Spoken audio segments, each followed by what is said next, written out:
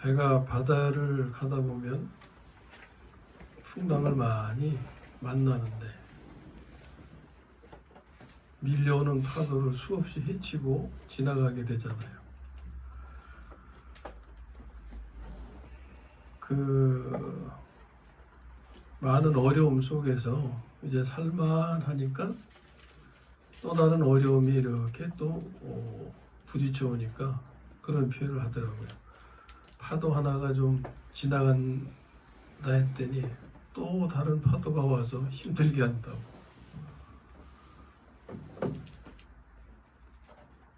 정말 힘든 과정 속에서 살만하게 되고 살만할 쯤 되니까 치매가 온 거예요. 치매.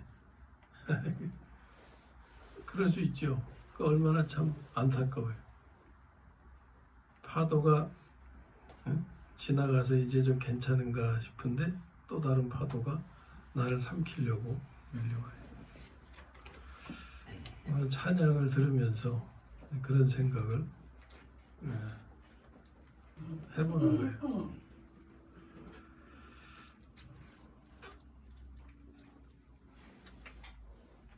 메르스 파도, 일본의 원전 사고 파도, 북한의 핵무기 파도, 뭐 이런 거 아직 그냥 파도가 넘실대는데 지나가지도 않았는데 또 파도가 또 겹쳐서 가요. 신종 뭐 코로나19 파도.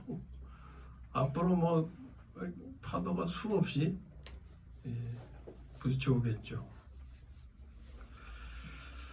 주님은 파도 속에서 평안하셨다고 그러는데 어떻게 우리는 평안할 수 있나요? 평안하십니까? 예? 요즘 같으면 이제 바깥 외출 자제하고 예배도 제대로 못 드리고 그런 상황인데 우리는 예배 드리러 이렇게 왔어요. 이게 만용입니까? 믿음입니까? 믿음입니다. 네. 참 주님은 그 풍파 속에서도 평안하심으로 주무셨잖아요. 주무셨는데 제자들은 막 두려워가지고 전전긍긍하면서 결국은 예수님 깨우고 한마디 듣잖아요. 믿음이 적은 자들아. 꾸짖으시니까 잔잔해졌다. 자, 우리 2주간 계속해서 피난처에 대한 말씀을 나눴죠. 우리에게 진짜 요즘 상황에 피난처가 어딘지 절실하게 필요한 이때라 생각해요. 물론 인생의 여정이 항상 피난처가 필요한 그런 삶인데 첫 번째 나눈 말씀은 그리스도의 몸이 피난처다. 그런 말씀 나눴죠. 그리고 피난처일 뿐만이 아니라 가장 안전하고 가장 부요한 곳이다. 오늘도 이어서 그런 말씀을 함께 나누려고 해요. 그리스도의 몸에 관한 것인데 지금까지 여러분들이 신앙생활 한두 해 하신 것도 아니고 10년, 20년, 30년 평생 이렇게 해오셨어요. 근데 그동안에 그리스도의 몸에 관한 말씀 얼마나 들으셨어요? 그리스도의 몸에 관해서 얼마나 이해를 가지고 계세요?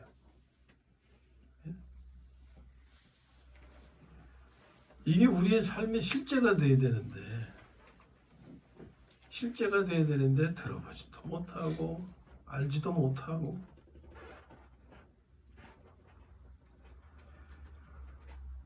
계속 들으셔야 됩니다. 그리스도의 몸에 대해서. 왜냐하면 성경이 우리를 그리스도의 몸의 지체라고 그랬잖아요. 지체인 우리가 안전하고 건강하고 복된 삶을 누리려면 어디에 있어야 돼요? 몸에 붙어 있어야 돼요. 몸이 뭔지를 알아야 될 거 아니에요. 몸은 몸에 관한 건 전혀 모르고 그냥 신앙생활만 열심히 한다고 하는 거예요. 예? 신앙생활만. 지체인, 몸의 지체인 우리는 몸에 붙어 있어야 돼요. 그 몸이 뭔지를 알아야 돼요. 예? 그리고 지체는 몸에 있을 때 가장 안전하고 가장 부유한 거 아닙니까? 성경이 그걸 말씀하고 있어요. 그리고 이것은 생명에 관한 거잖아요. 옛 생명에 관한 게 아니고 하나님의 생명에 관한 거예요. 생명에 대한 이해도 없고 구분도 없고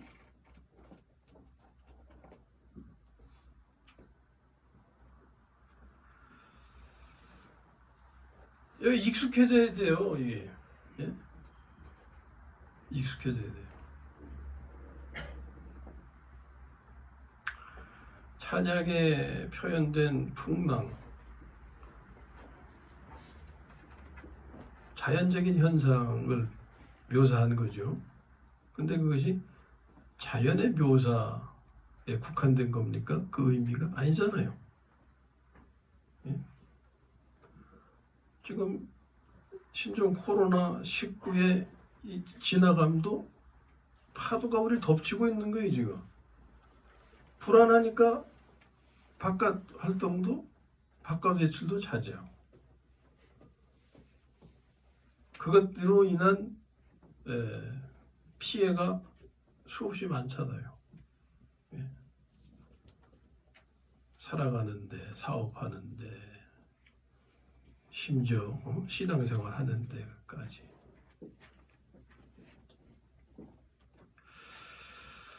자, 오늘도 하나님의 구원의 은혜의 말씀을 함께 나누면서 또 하나님이 인도하시는 안전한 곳으로 우리가 인도받아서 거기서 가장 안전한 삶을 그리고 부유한 삶을 누릴 수 있는 믿음이 우리에게, 하나님의 생명이 우리에게 채워질 때 믿음은 그 생명의 표현이 되겠죠. 그 생명이 없으면 믿음도 없어요. 믿음은 생명의 표현이고 믿음의 양은 생명의 분량에 비례하는 거예요.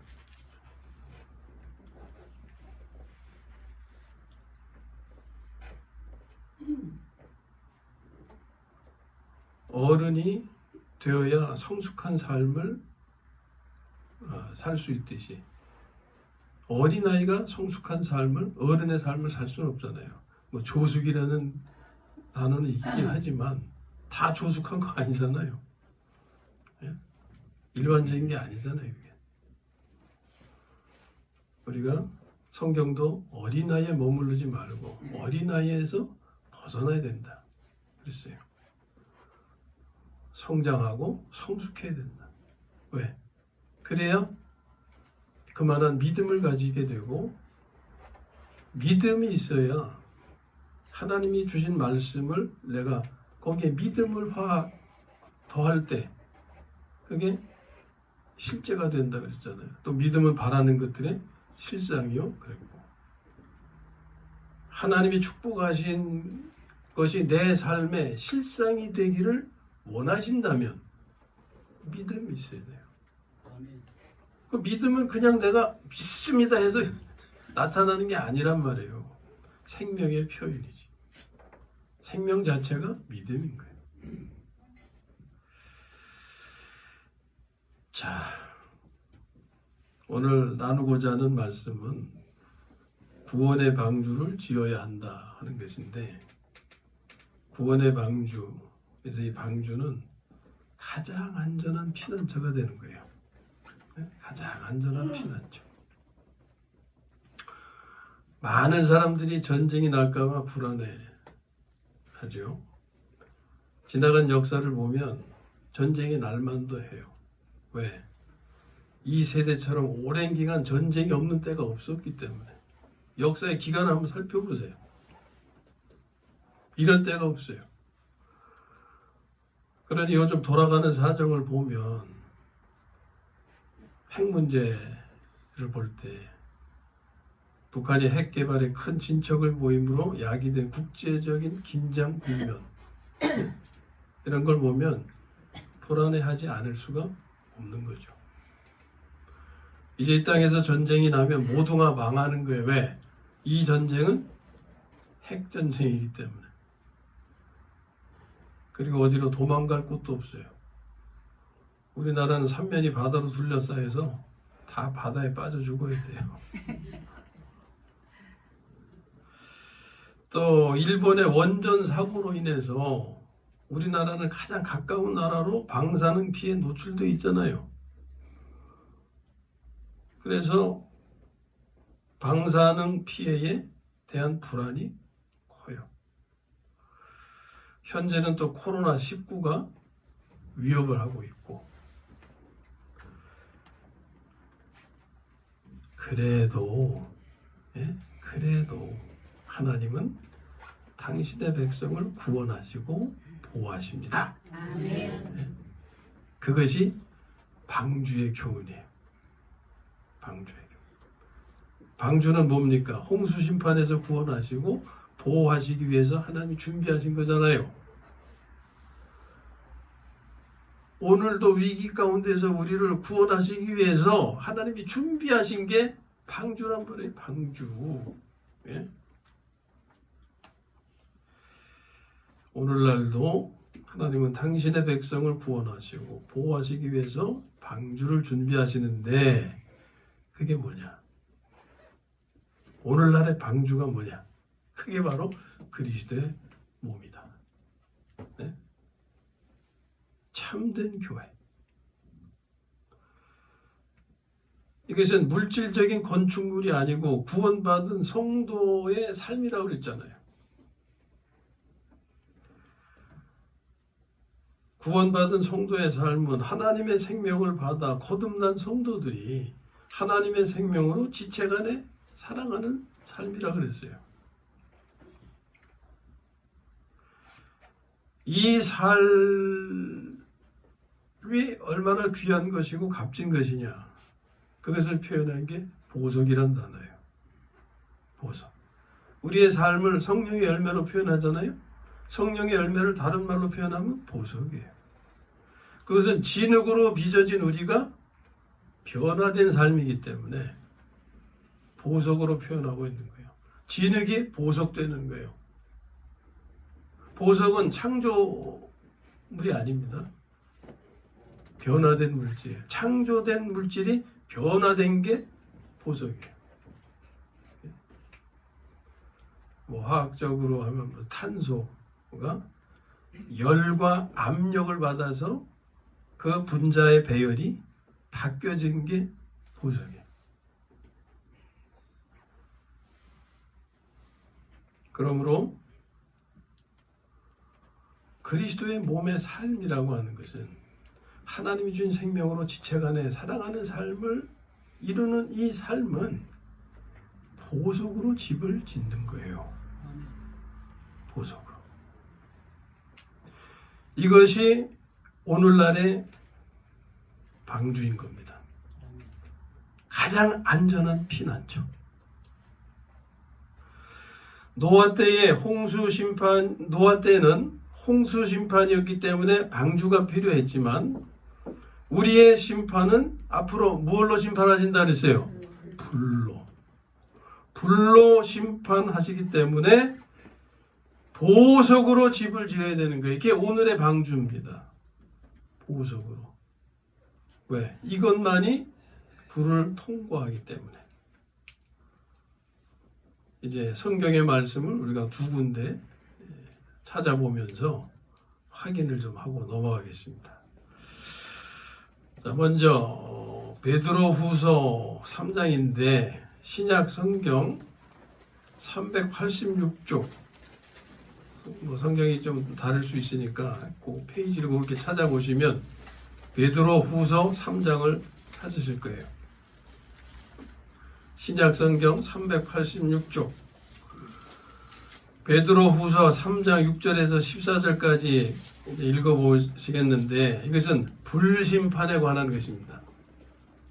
창세기 6장은 홍수 심판에 관한 기사였다면, 베드로후서 3장은 불심판에 관한 거예요. 앞으로 있을 심판. 자, 6절 읽습니다. 같이요. 시작. 이로 말미암아 그때 세상은 물이 넘침으로 멸망하였으되 수도. 그때는 어느 때예요? 노아 때. 노아 때는 물이 넘침으로 멸망했다. 홍수 심판을 말하는 거예요. 7절 읽습니다. 시작.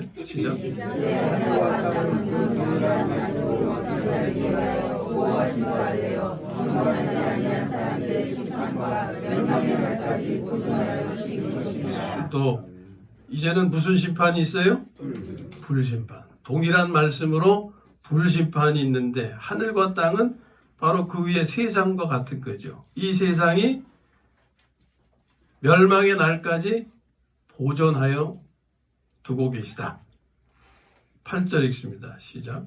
사랑하는 자들아 주께는 하루가 천년 같고 천년이 하루 같다는 이 한 가지를 잊지 마라. 9절.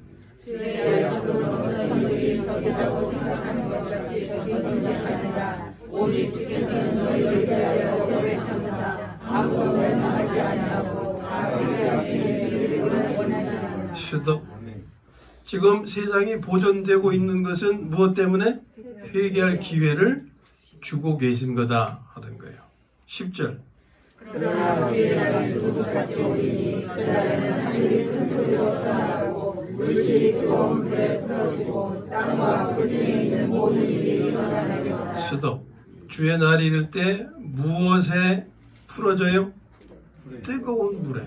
불의 심판을 계속 말씀하고 있어요. 11절. 이 모든 것이 이렇게 풀어지니 너희가 어떠한 사람이 되어야 마땅하냐. 거룩한 행실과 경건함으로. 수도.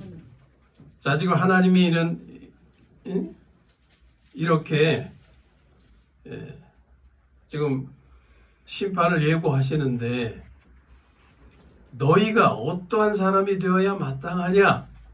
이게 지금 회개할 기회를 주신 거죠. 우리가 어떠한 사람이 되어야 마땅하냐? 우리에게 하시는 말씀이죠.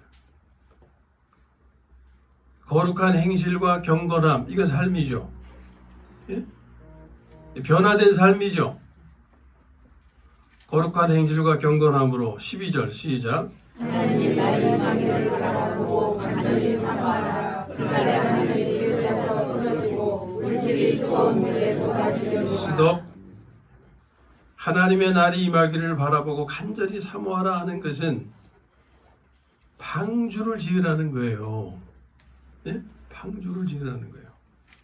그날에 하나님이 정하신 때, 심판의 때에 하늘이 불에 타서 풀어지고 물질이 뜨거운 물에 녹아지려니와. 예? 그 다음에 13절. 우리는 그의 약속대로 의가 있는 곳인 새 하늘과 새 땅을 바라보다. 스톱. 그런 때가 오는데 그때에 우리의 피난처가 어디냐는 하나님이 마련하신 피난처. 그것을 지금 새 하늘과 새 땅으로 표현하고 있죠. 그의 약속대로 의가 있는 곳인 새 하늘과 새 땅. 끝으로 14절 읽습니다. 시작. 그러므로 사랑하는 자들아 너희가 이것을 바라보나니 주 앞에서 정도 없고 금도 없이 평안 가운데서 나타나기를 힘쓰라. 아멘. 자, 우리가 하나님의 말씀을 듣고 있어요. 이전에는 홍수 심판이 있었지만 앞으로는 불의 심판이 있을 거다. 우리가 그 말씀을 듣고 그것을 바라봅니다. 그 불의 심판 때 하나님께서 피난처로 예비하신 그의 약속대로 의의가 있는 곳인 새 하늘과 새 땅에 대한 것을 우리가 바라보고 있다 그 말이에요. 그런데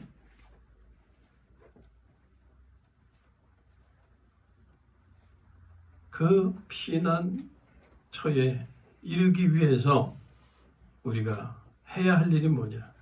주 앞에서 점도 없고 흠도 없이 평강 가운데서 나타나기를 힘써야 된다 그 말이에요. 이게 무슨 말입니까? 그리스도의 몸을 세우기를 힘쓰라 하는 말씀이에요. 그리스도의 몸을 세운다는 것은 구원의 방주를 짓는 거예요. 구원의 방주를 짓기를 힘써라. 인 것입니다. 그리고 이제 두 번째로 구원의 방주를 짓는 것은 어떻게 하는 거냐? 그것은 보석으로 집을 짓는 것이다. 왜? 불의 심판을 통과하려면 보석만이 통과할 수 있다는 거예요. 보석. 거기에 대한 말씀이 고린도전서 3장의 말씀인데 신약성경 265쪽입니다. 신약성경 265쪽. 고린도전서 3장 9절에서 15절까지입니다. 자, 같은 요령으로 한 절씩 읽어요. 9절 읽습니다. 시작. 우리는 하나님의 도전자리요 너희는 하나님의 밭이요 하나님의 집이니라. 아멘. 너희는 우리 그리스도인들입니다.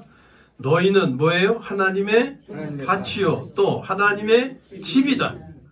이것이 의미하는 게 뭐냐? 밭은 뭘 얻기 위한 거예요? 열매를 얻기 위한 거예요. 집은요? 자, 이것이 밭과 집이 관계가 없는 게 아니에요. 자, 밭에 대한 이해를 보면 이 열매는 성령의 열매를 얻는 걸 의미해요. 성령의 열매는 아까 다른 말로 뭐라 그랬어요? 보석이라고 그랬죠. 보석은 무엇을 위한 것? 건축을 위한 거예요. 건축 재료. 하나님의 집을 짓기 위한 재료다 그 말이에요. 그러니까 너희는 하나님의 밭이요. 보석을 얻기 위한 왜? 하나님의 집을 짓기 위해서 하나님의 집을 짓기 위해서 건축 재료를 하나님이 얻으시는 것이 밭이다 그 말이에요. 너희는 하나님의 밭이요 하나님의 집이다. 예? 너희는 보석이요 하나님의 집을 짓는 건축 재료다. 10절 읽습니다. 시작. 내게 주신 하나님의 은혜를 따라 내가 지혜로운 건축자와 같이 터를 닦아가니 하늘나라 위에 세우나 그러나 닦아 어떻게 위에 세울까를 조심할지니라. 자, 터를 닦아줬어요. 누가? 바울이. 그 터는 예수 그리스도라 그랬어요. 이제 그 위에 집을 져야 되는데 집을 짓는 건 누구 몫입니까? 자기 몫이에요. 남이 지어주는 게 아니다. 근데 이 집을 어떻게 지을까? 주의하라. 조심하라. 뭐 말씀하고 있어요? 11절. 이 닦아둔 것 외에 능히 다른 터를 닦아둘 자가 없으니 이 터는 곧 예수 그리스도라. 12절. 만일 누구든지 금이나 은이나 보석이나 나무나 풀이나 집으로 이 터 위에 세우면 스톱.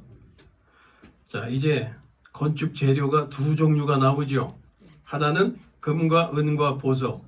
다른 하나는 나무나 풀과 집. 이 건축 재료는 삶의 열매입니다. 예? 삶의 열매예요. 그러면 보석이 의미하는 것은 하나님이 주신 생명으로 이룬 변화된 삶을 의미하는 거예요. 그런데 나무나 풀이나 짚은 옛 생명으로 산 변화되지 않는 삶을 의미하는 겁니다. 자, 이런 재료로 집을 잘 쳤어요. 다. 이제 평가를 받습니다. 13절 읽어주세요. 13절 시작. 각 사람의 공적이 나타날 터인데 그날의 공적을 밝히니 이는 불과 나타내고 그들이 각 사람의 공적이 어떠한 것을 시험할 것입니다. 자, 지금 집을 열심히 잘 쳤어요. 이 집을 평가를 받아야 되는데 어디를 지나게 됩니까? 불을 지나게 된다. 14절 시작. 만일 누구든지 그 위에 세운 공적이 그대로 있으면 상을 받고 그 위에 세운 공적이 그 집이 그대로 있으면 상을 받고. 마지막 15절. 누구든지 그 공적이 불타면 해를 받으니 그러나 자신은 구원을 받되 불가운데서 받은 것 같으리라. 아멘. 공적이 불타면 해를 받으리니. 공적이 불탄다고 구원이 무효화되는 건 아니죠. 끝에 뭐라 그랬어요? 구원을 받되 불 가운데서 받은 것 같으니라. 그러니까 구원을 잃어버리는 건 아니에요. 자, 우리가 예수님을 믿음으로 해서 구원받게 되는데 그 구원은 그 이후에 내가 잘못 살았다고 무효화되는 건 아니라 그랬죠. 어떻게 살았느냐에 따라서 뭐가 주어진다? 상과 벌이 주어진다 라고 했죠. 자, 지금 우리가 두 군데의 말씀을 보면서 베드로 후서의 말씀은 무슨 심판? 불의 심판이 있을 것인데 그 심판을 피하기 위해서 너희가 어떻게 해야 되냐? 구원의 방주를 짓기를 힘써야 된다. 예? 그리스도의 몸을 세우기를 힘써라 하는 것이고, 고린도전서 3장의 말씀은 하나님의 심판을 우리가 이기려면, 거기서 구원을 이루려면 보석으로 집을 져야 된다. 왜? 불의 심판을 통과하려면 통과하는 것은 보석밖에 없으니까. 그것을 말씀하는 거죠. 자, 우리가 이제 방주로 구원받은 사람이 몇 사람입니까? 홍수심판에서 방주로 구원받은 사람이 몇 사람이에요? 8사람. 8사람. 노아의 가족 8사람 뿐이었어요. 가족 외에는 그 수많은 사람들 중에서 하나도 구원받지 못했어요.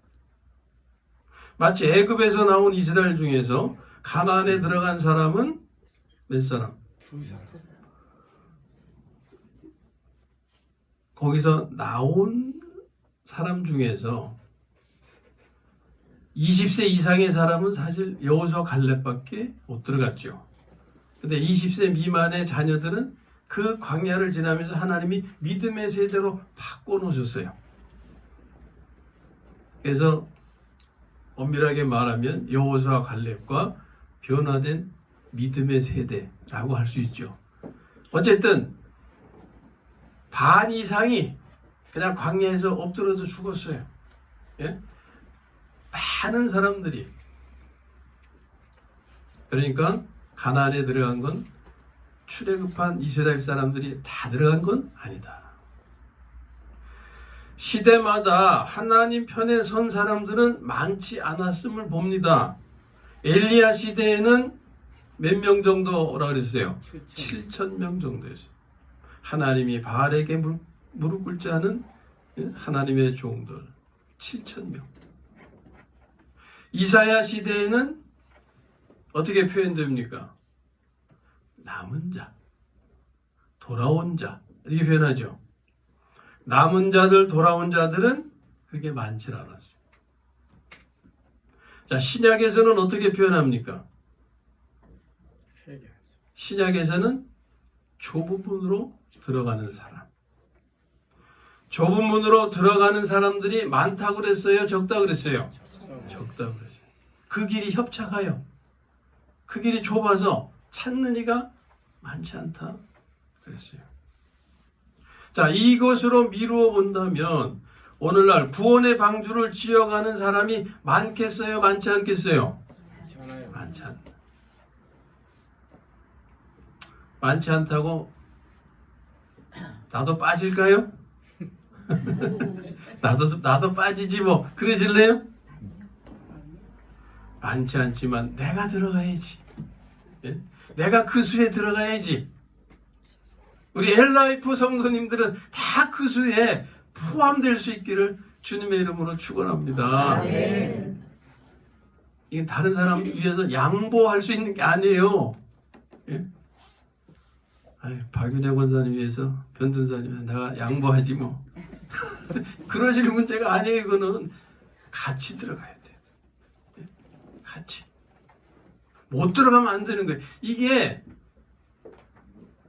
열처녀 비유 가운데 신랑 맞으러 들어가야 되는데 다 들어가야지 반밖에 못 들어갔잖아요. 반은 양보해서 못 들어간 겁니까? 아니잖아요. 준비가 안 돼서 못 들어간 거죠. 다 들어가야 돼. 다. 자, 이제 우리는 어떻게 해야 하겠습니까? 흉흉한 소문에 두려워 떨고만 있거나 안전하다는 말에 속아서 대책 없이 살다가 멸망을 맞이할 건가? 예? 우리는 구원의 방주를 지어야 할 겁니다. 아멘. 왜? 구원의 방주만이 가장 안전한 피난처. 이는 각자 스스로의 몫입니다. 자신이 지어야 합니다. 방주를 짓는 것은 그리스도의 몸을 세우는 것입니다. 이는 하나님의 생명으로 지체간에 사랑하는 삶을 이루는 거예요. 이것은 진흙이 보석으로 변해서 성전 건축 재료가 되어서 하나님이 거하시는 성전으로 지어져 가는 겁니다. 하나님이 거하시는 처소가 되니까 버려지겠어요? 보존되겠어요? 보존되죠. 예. 에베소서 2장 20절에서 22절 말씀이 그걸 알려줘요. 너희는 사도들과 선지자들의 터 위에 세우심을 입은 자라. 아까 예수 그리스도로 터를 닦았다 그랬잖아요. 그것처럼 그런 터 위에 세우심을 입은 자라. 우리가 건축 재료라고 말이에요. 그리스도께서 친히 모퉁이 돌이 되셨느니라. 그의 안에서 건물마다 서로 연결하여 주 안에서 성전이 되어가고, 이게 바로 그리스도의 몸을 사는 거예요. 하나님의 생명으로 지체간에 사랑하는 삶을 이루는 것이, 이게 서로 연결하여 건물을 지어가는 거예요. 하나님의 성전을 지어가는 거예요. 나 혼자 하나님의 성전이 될 수 있는 게 아니에요. 너와 내가 주님 안에서 연결될 때, 그때 건물, 하나님의 성전이 지어져 가는 거예요. 내가 없으면 나는 아무것도 아니에요.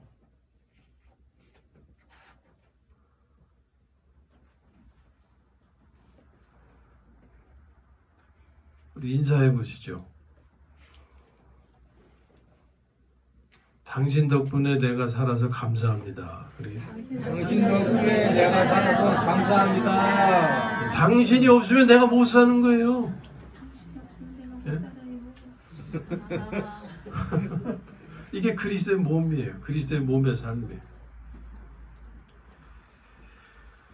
마지막 절 보면은 너희도 성령 안에서 하나님의 거하실 처소가 되기 위하여 그리스도 예수 안에서 함께 지어져 가느니라. 함께해요. 너와 나.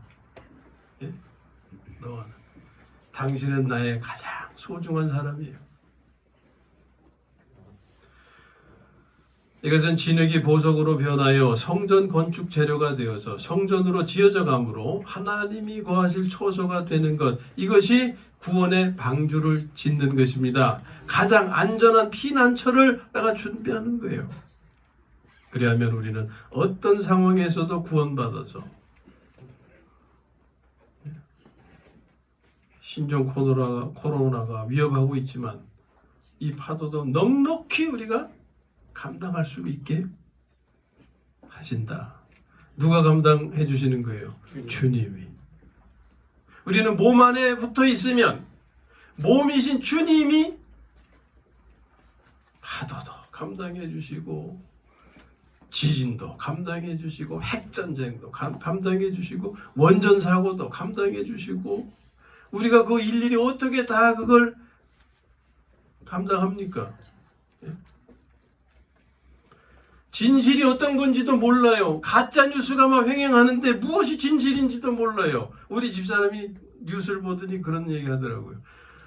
저기 중국에서 무슨 연구실에서 연구하다가 세균이 이렇게 잘못 나와가지고서 그게 막 퍼져가지고 그러니까 중국에서 아주 신속하게 거기 우한 거기를 봉쇄하고 이런 거라고 뉴스가 이렇게 났다는 거예요. 근데 그게 사실일까요? 가짜일까요? 몰라요. 가짜인지 가짜인지 몰라요. 어떻게 대처를 합니까, 우리는? 가짜 뉴스가 나오면 그거 진짠가 이렇게 믿으면 불안해지는 거예요. 그러나 주님께서 풍랑 속에서도 주무실 수 있으셨듯이 우리가 주님 안에 있으면 우리도 잘 수 있어요. 아멘. 그게 평안입니다. 환경이 편안해서 평안하는 게 평안이 아니에요. 그거 누구나 할 수 있어요. 그거는 폭풍, 풍랑 속에서도 그저 편안할 수 있는 거, 그게 평안이죠.